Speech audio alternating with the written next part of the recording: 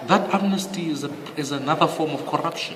What that amnesty tells us is that the ANC will put the ANC first ahead of the constitution.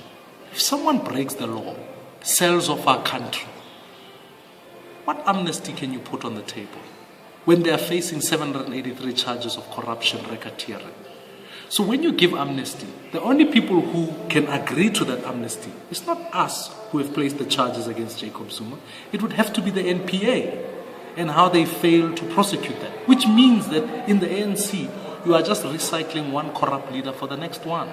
That's why they're offering each other these deals, because what you are then educating society is that there's no consequences for political leaders.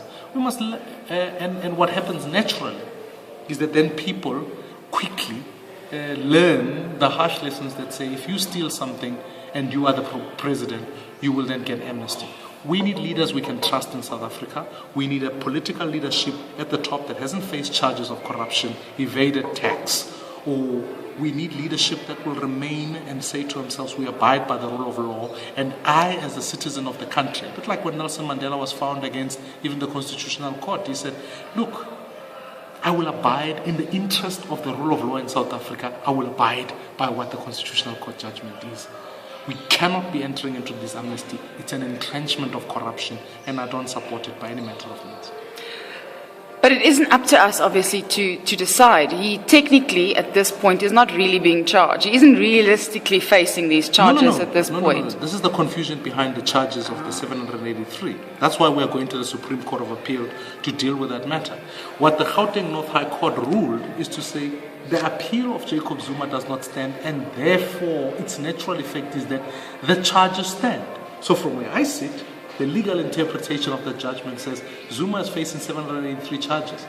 Whether the police choose to investigate or not is a different matter. But the fact of the matter is that he is a charged president.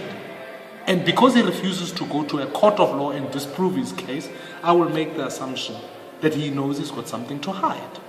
And it's true on this case, it's true on the Nkandla matter, and it's true even as we see these Gupta emails. The reason he's delaying setting up a judicial commission of inquiry, the reason why Parliament is refusing to set up an ad hoc committee, an oversight committee that can summon Jacob Zuma to come and appear, is because there are members of his own party who are seeking to protect him in this regard.